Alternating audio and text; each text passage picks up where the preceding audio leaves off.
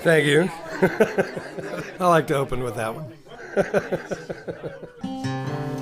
It is my honor to welcome back to In the Music Room Mr. Greg Whitfield.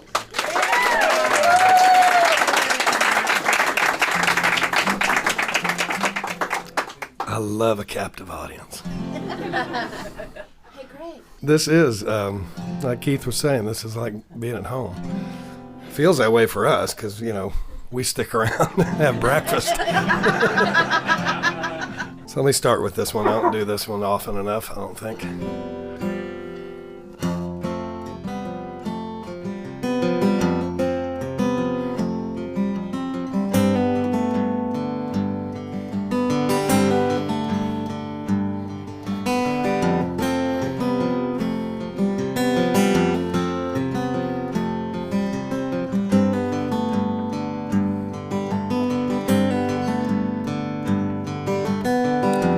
Every now and then comes a curve in the road.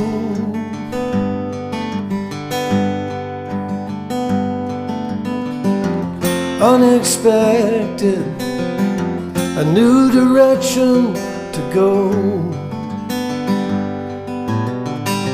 And when it happens, seldom do we ever see.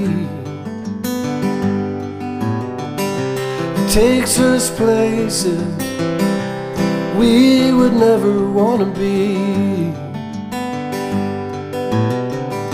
and leaves us wondering, how did I get here?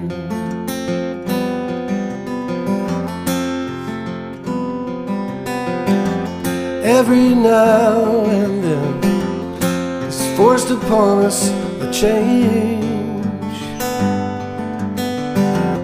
makes our hearts feel unpredictable and strange.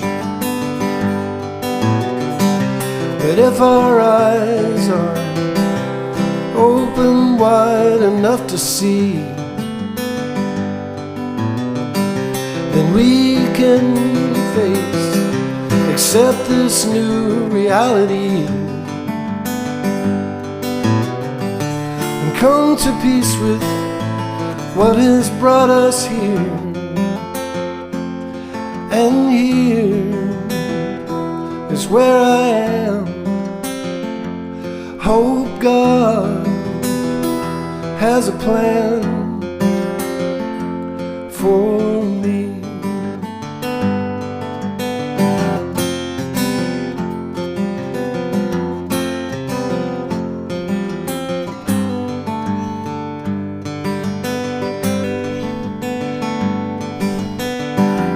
Every now and then plans we made fall away.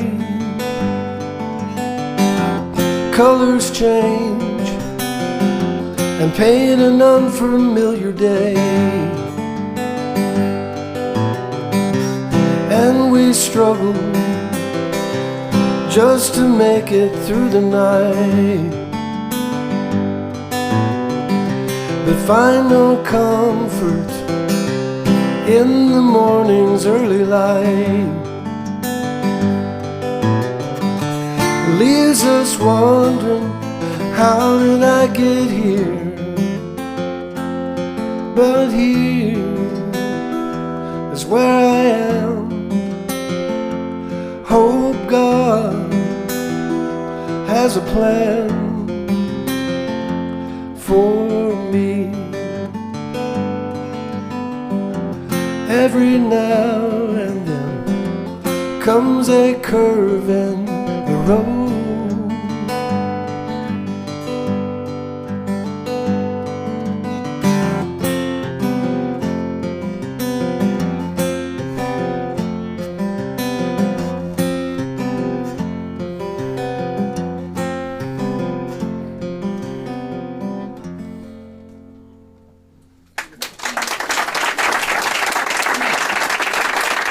Thank you.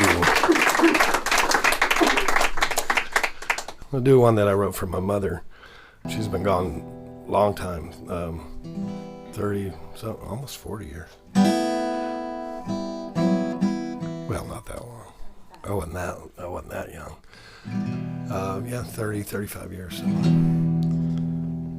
Very bright individual, my mother. Real shiny and friendly and, just sort of like potpourri in a room.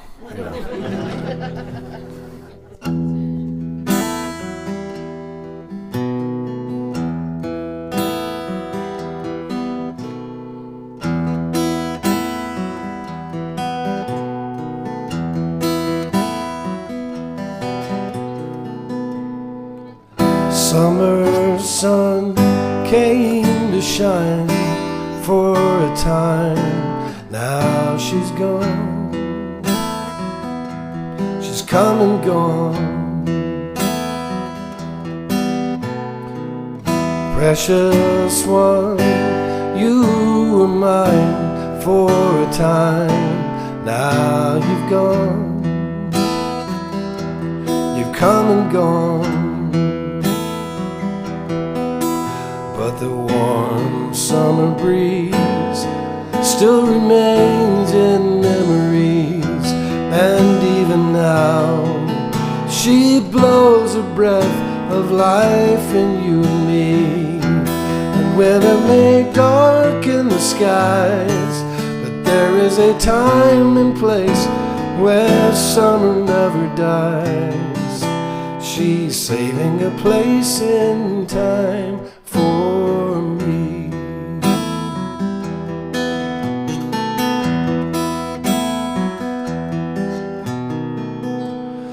But summer's glow lingers still, and autumn's chill seems to know.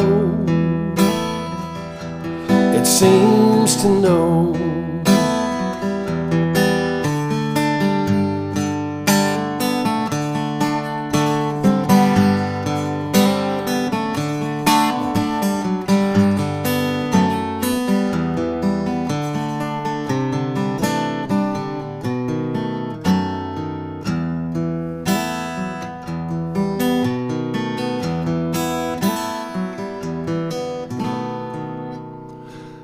Summer sun came to shine for a time. Now she's gone. She's come and gone. But the warm summer breeze still remains in you and me. We'll celebrate her life on earth for all eternity. And even our tearful goodbyes will vanish away as we begin to realize she's saving a place in time for you and me. For you and me.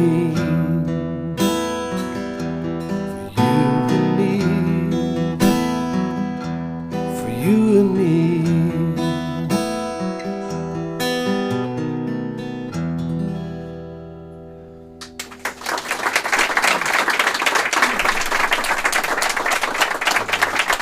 Thank you. So time for something lively, right? Enough. Okay. If you hear Beatle harmonies on this, sing along. That's probably not the chord you want to sing. Right. About that one. Yeah, try singing with it. See how good you guys are.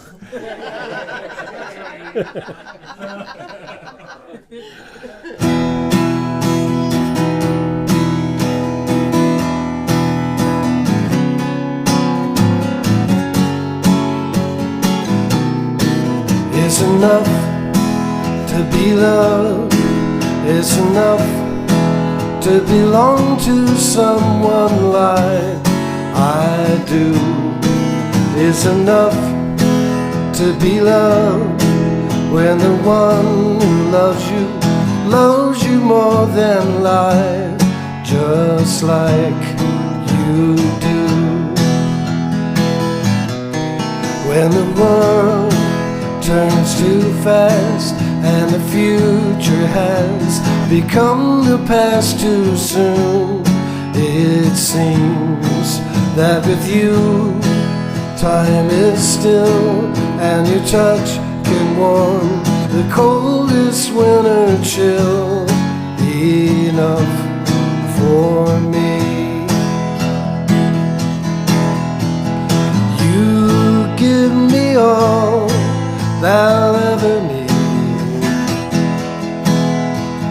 If I have your love, that's more than enough. When the day fades to night, you are here and the world is right, and that's enough for me.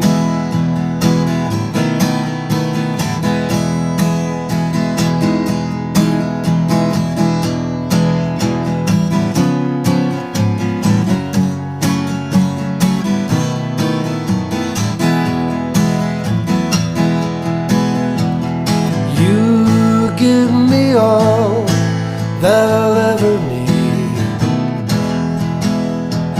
If I have your love, that's more than enough.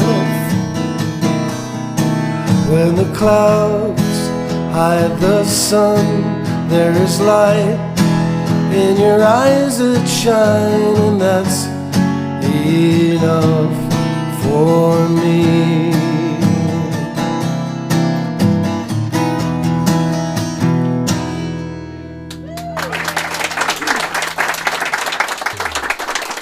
Thank you. Robin and I have been sort of living in this recording studio in Round Rock for the last 10 days or so, and trying to get all the vocals and stuff done because the engineer was leaving town. And so we ended up yesterday with rough mixes of all that stuff. And that one is the first song of the 13 on this new CD. And it's so cool. I found a friend that actually had a Rickenbacker 12 string. The solo on that was pretty authentic. And there's lots of oohs and ahs, and it's great. I'm still waiting for you to end it with me. Yeah. I really don't know where to go from here. Sucks to be you. Yeah, I could do that. That one's the third cut on this. I got this weird tuning from my friend Dennis Todd, who I don't know why he ever tuned this way, but he did. And so one night I was sitting around playing one of his songs. Do you remember this one? They went, except it didn't have that low thing. Anyway. By the way, we're honored Dennis's sister being here. Yeah. Honored to be here. Thank you. And Ed and lag in the show is Dennis's way of saying this song probably didn't have to be in this tuning. Probably could have done it normally and I'd be in the second verse by now. But there are a couple of little voicing things that make it worth the effort.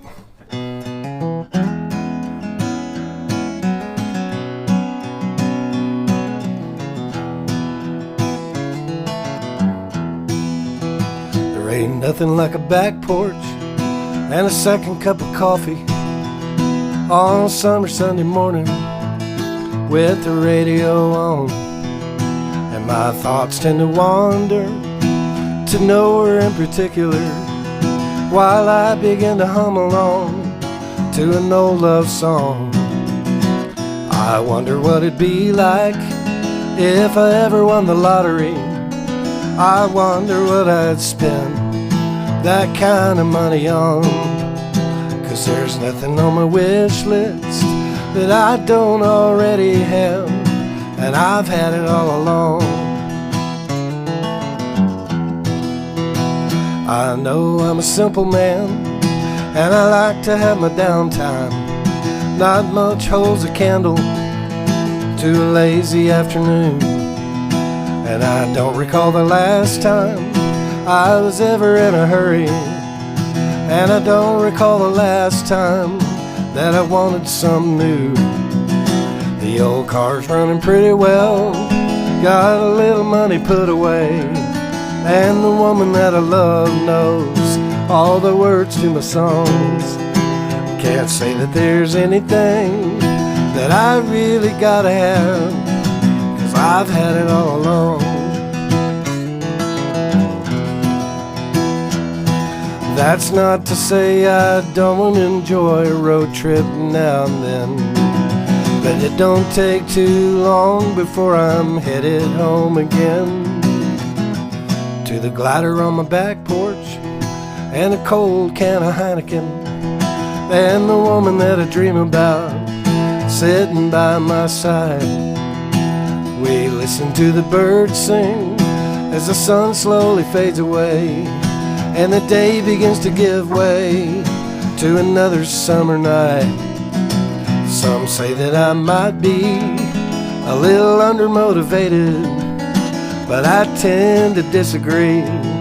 I believe they are wrong, 'cause there's nothing that I really need that I don't already have, and I've had it all along.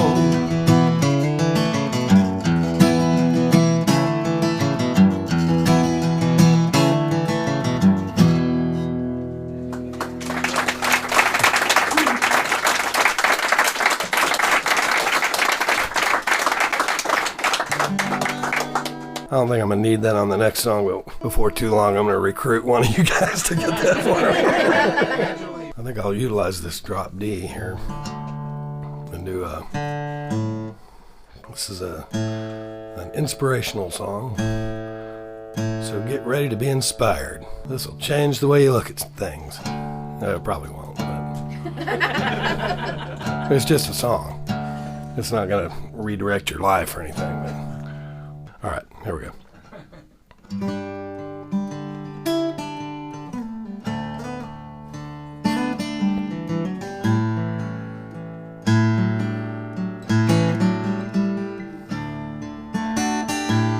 I had come to the end of my rope with my problems, so we went out walking, my troubles and I.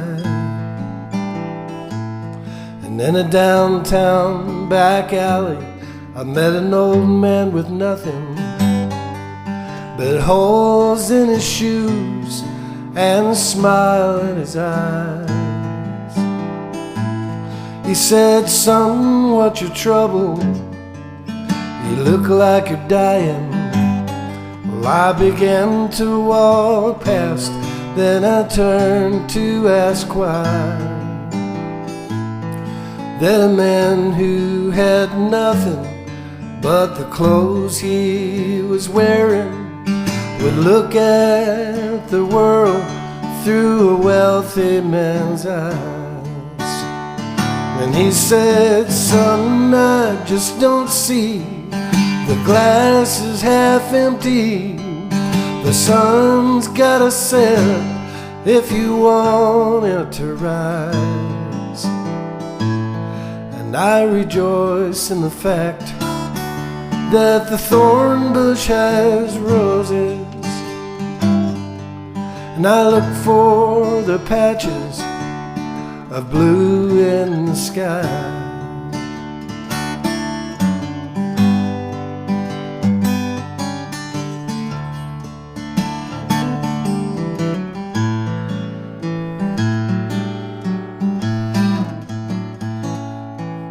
I sat down beside him.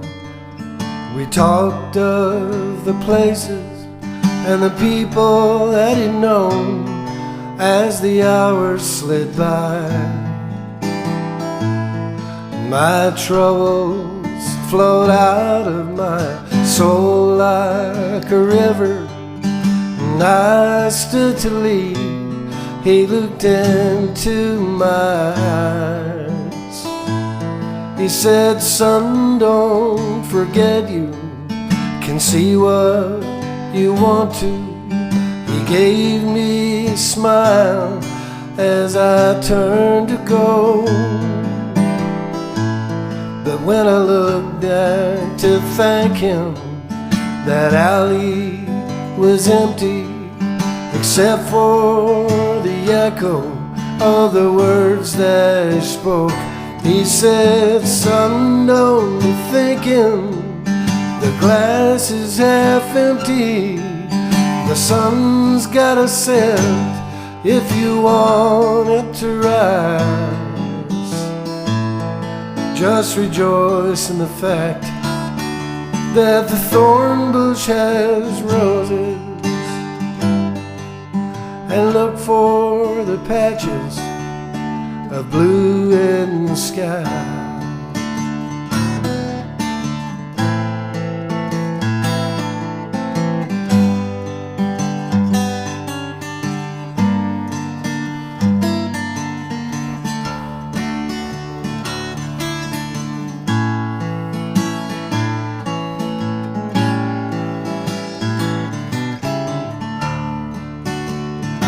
He said, son, don't be thinking the glass is half empty. The sun's gotta set if you want it to rise. Just rejoice in the fact that the thorn bush has roses, and look for the patches of blue in the sky.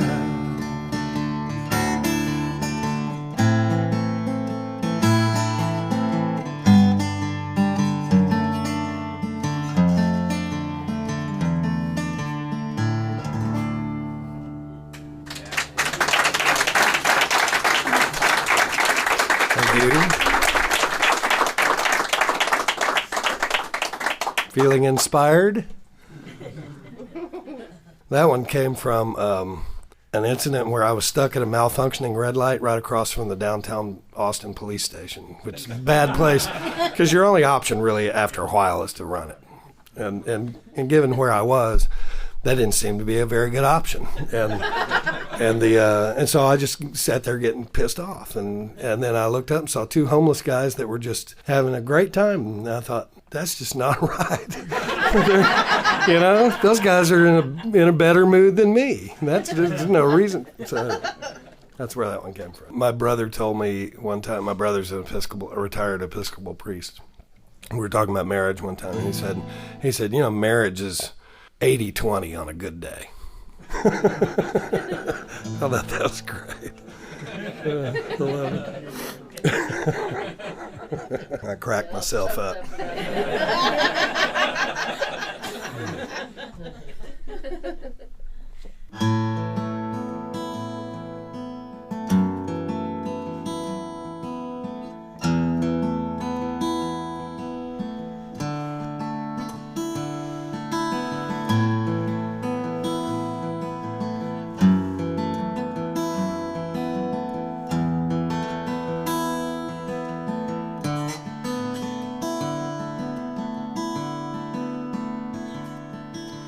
Yesterday I heard another sad account of how two lovers found that they had let each other do the other wrong.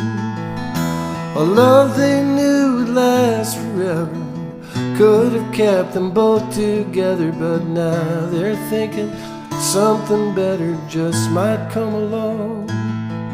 And they think that it's themselves they're living for.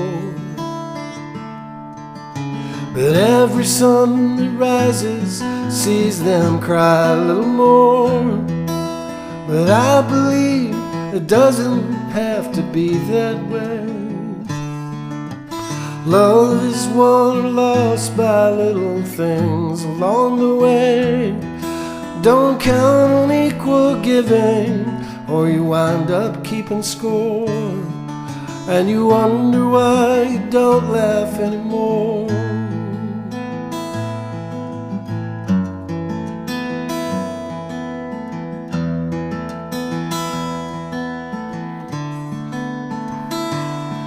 So I asked them how it came to be Was it lies or jealousy, or a case of infidelity that ended everything? But neither one could say just when they came to know they were not friends. Guess how love begins and ends depends on little things. When we think that it's ourselves we're living for, then every sun that rises sees us sink a little more. But I believe it doesn't have to be that way. Love is won or lost by little things along the way. Don't count on equal giving, or you wind up keeping score, and you wonder why you don't laugh anymore.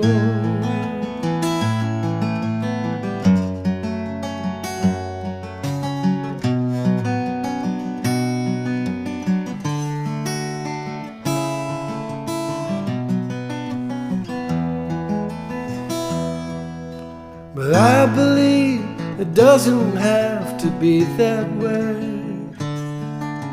Love is won or lost by little things along the way.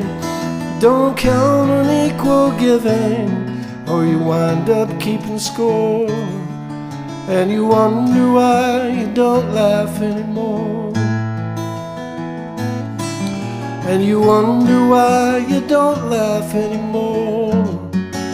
Whoa, and you wonder why you don't laugh anymore.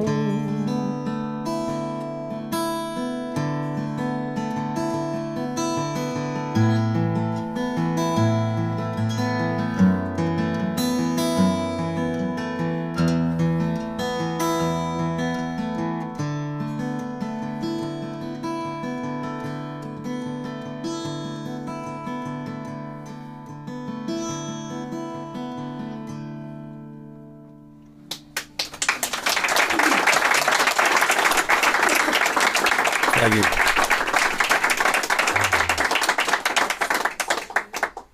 I wrote a song for my sister. My sister is so much like my mother.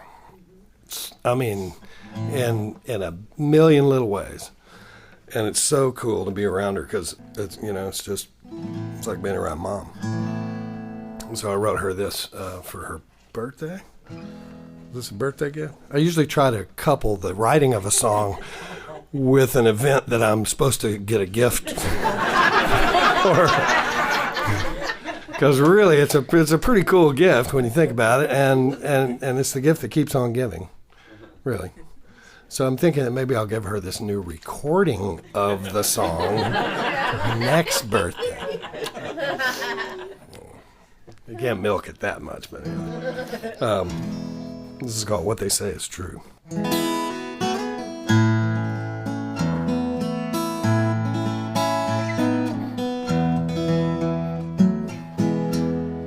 Sometimes people talk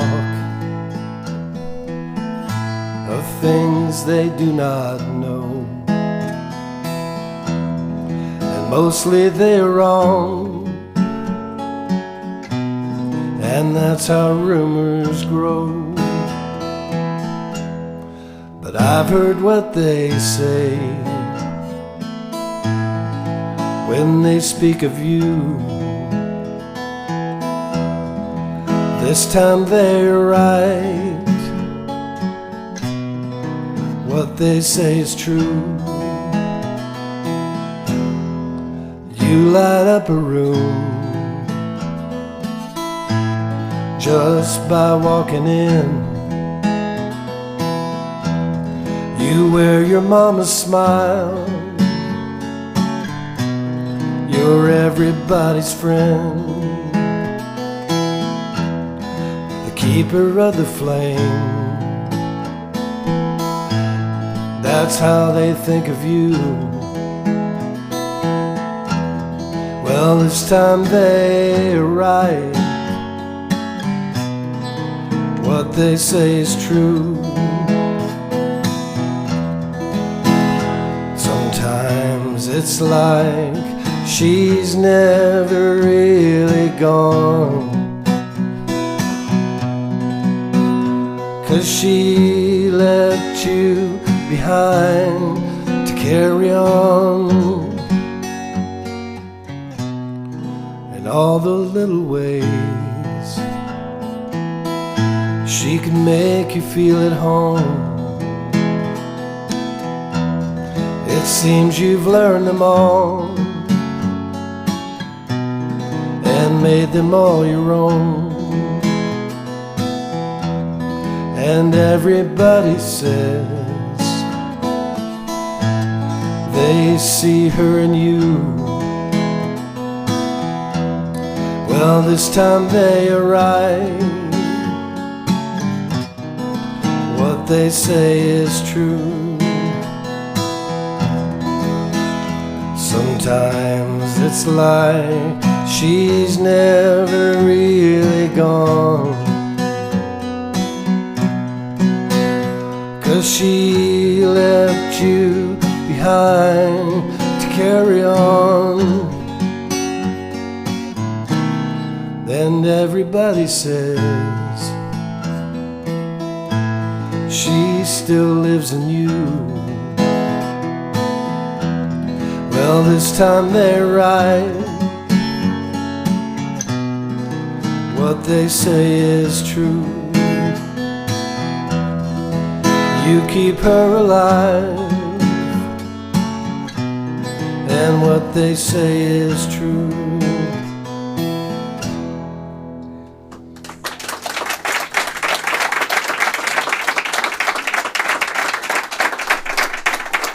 Isn't that Paula all over? It is. That was worth coming for. Yeah. What about your dad's least favorite song? My dad's.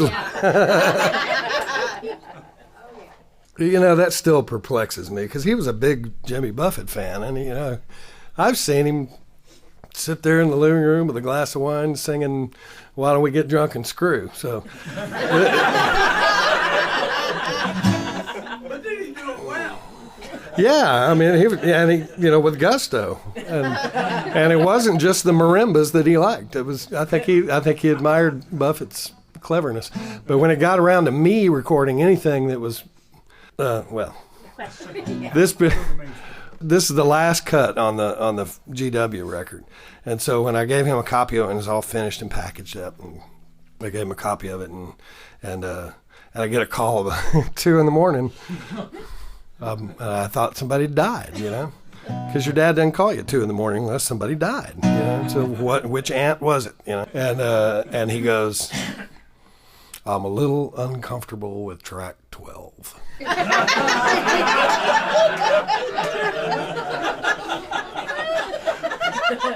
were 11 on the CD, right? It was track 12. I knew exactly which one he was talking about. I said, "Dad, it's not a nonfiction work, you know. It's not an autobiographical." "Well, I'm worried about your credibility." I said, "I went down the toilet years ago." Anybody who knows me is not going to be shocked by this. Anyway, and here it is. 1:45, nowhere to go. You order one more, the bartender says no. You should have been home several hours ago. What the hell, so what else is new? Your wife probably chained and bolted the door, so you'd have to knock. Yeah, she's done that before. Your dog would start barking and pee on the floor. So what are you going to do? The waitress is showing romantic intentions. As you gather your car keys, you casually mentions that if it's not out of her way, she could use a lift home. 4:45, the waitress, she snores. You carry your boots to the patio door, but she's got a dog you didn't notice before, and he's roughly twice your size. His ears start to twitch, it shows you his teeth. You back away slowly on unsteady knees. Return to the bed and crawl under the sheets with Rover right by your side. And as the minutes tick by, you happen to spy what you failed to notice before. The waitress in white on her wedding night, and the groom in a blue uniform. 9:15, dog by your side, sound of a car door slamming outside. Nowhere to run to and nowhere to hide. Whatever will be, will be. Key in the lock, he opens the door, calls to the beast that's asleep on the floor. Big tail wagging, he runs out the door, and just like that you're free and safe at the wheel of your automobile. You count your good fortunes again. You look death in the eye and you still did not die.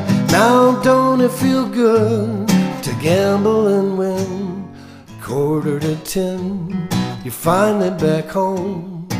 Seems like a week, maybe two, you've been gone. But why is the furniture out on the lawn? And most of your clothing too. The key doesn't open the lock on the door. Your wife said she just couldn't take any more. It seems like it cost you a little bit more than only an hour or two. Hey buddy, it sucks to be you.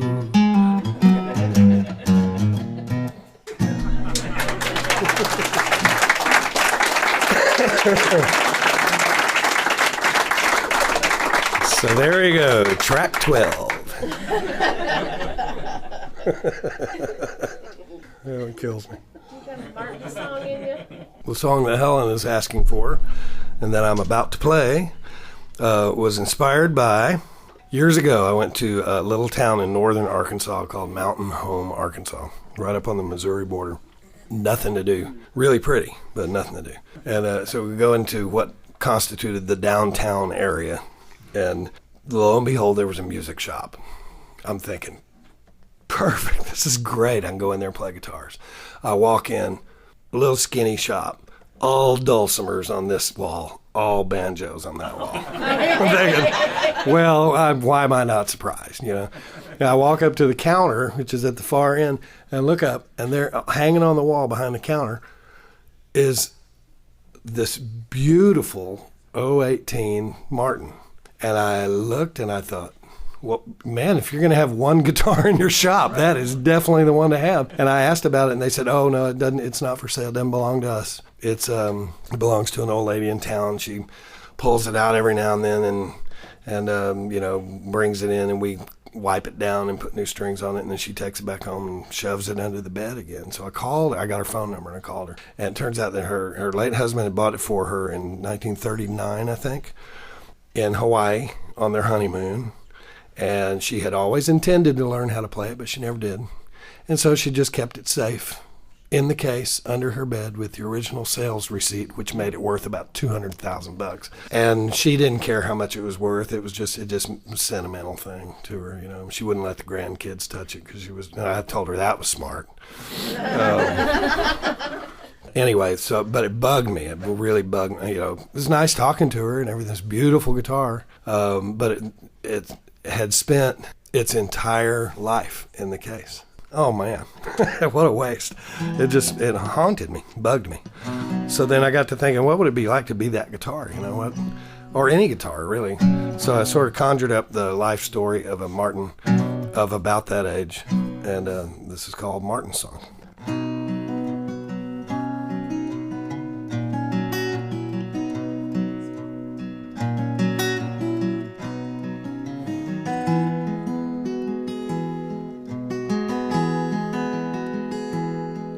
I was made by loving hands in Nazareth, Pennsylvania, in the wintertime of 1939. And the hands that shaped my sides and back have long since been forgotten, but I was built to stand the test of time. I was given to a young man for his high school graduation, and for a time I rarely left his side. I helped him learn the music of his hero, Woody Guthrie. We had a fine existence, he and I. Then the army called his number and shipped him off to the Pacific, and he never made it home to me again. I was packed away in storage, and the silence nearly killed me. His parents did not seem to understand that all I ever wanted were two hands upon my strings, somebody who knew just enough to make my rosewood sing. My worth is only measured by the pleasure that I bring to the one who has his hands upon the strings, to the one who has his hands upon the strings.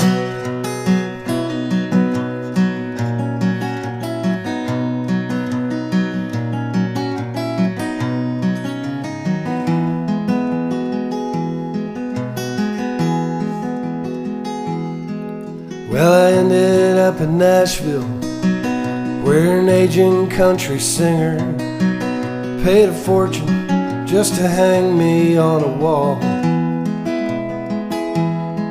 And I appeared on album covers, and I was on the Grand Ole Opry, but he never even played a note at all. Then the IRS came calling. I was rescued from my prison, moved to Liverpool in 1983. I was played and scratched and borrowed, I was pawned and I was stolen, but none of these things mattered much to me,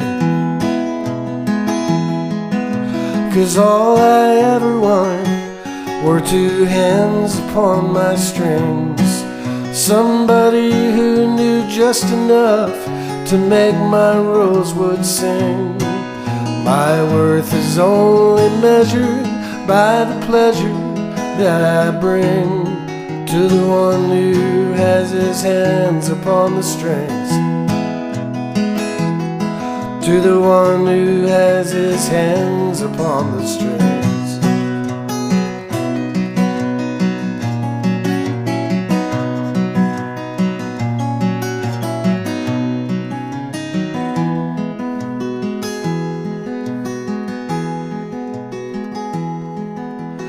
Now I'm well past 60 years, and no one can afford me.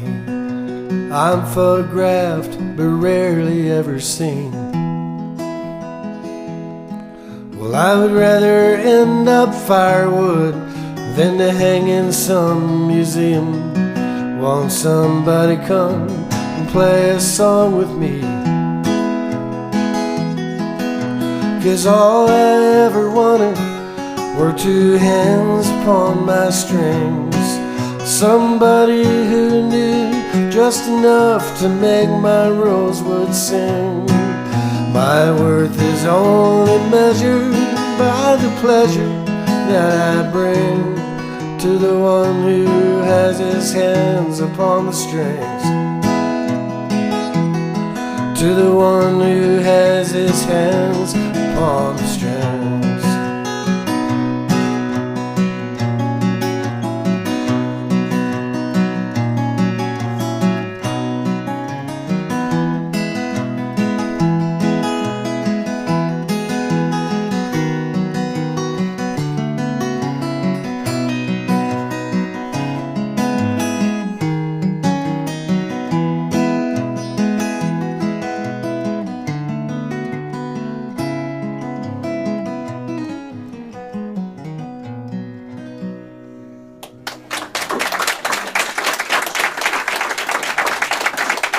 Thank you.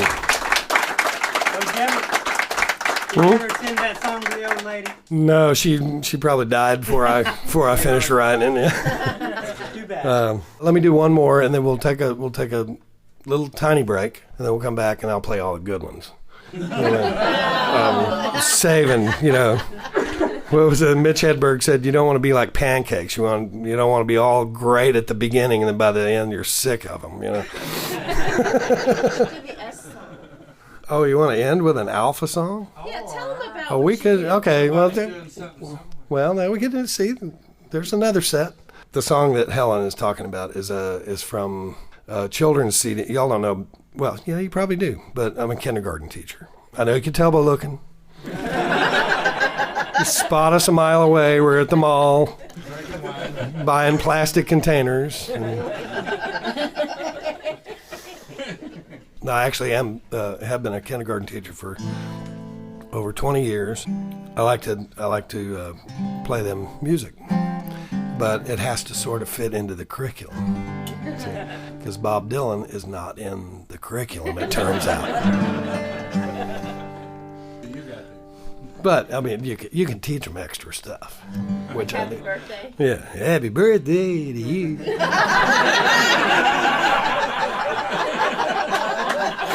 It's fun. And they need to know about Elvis, too.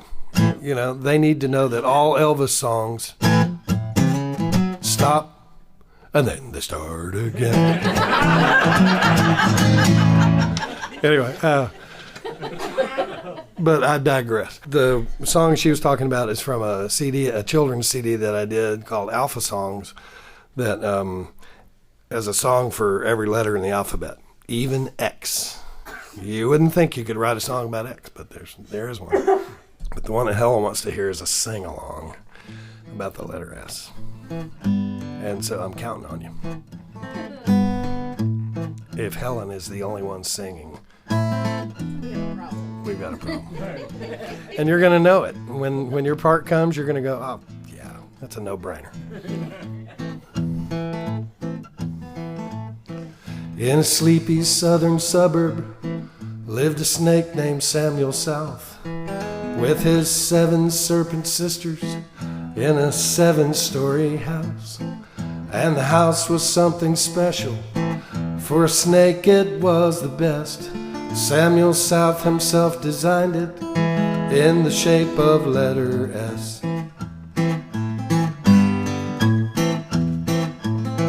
Now Samuel and his sisters, they were suited to their home.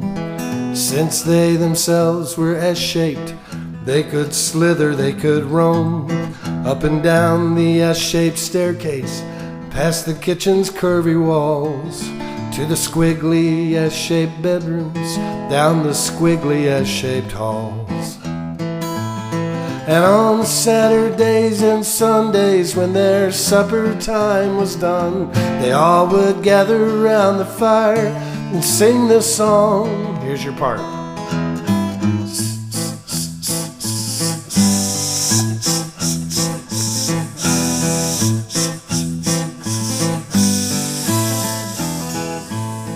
Makes sense, doesn't it?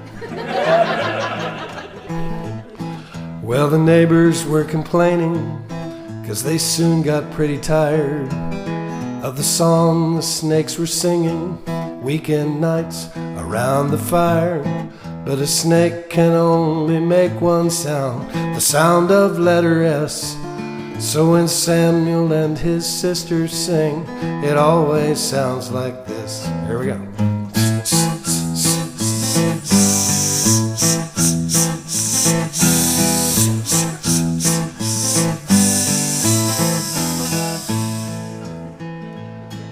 Well, the neighbors sold their houses, and a bunch more snakes moved in. And now Samuel and his sisters have a bunch of S-shaped friends. And on Saturdays and Sundays, if you listen, you can hear Samuel singing with his sisters and his neighbors far and near. Last chance.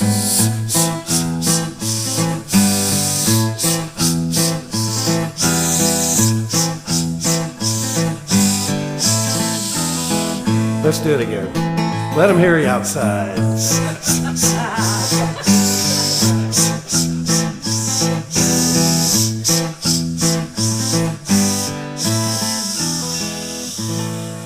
Stick around.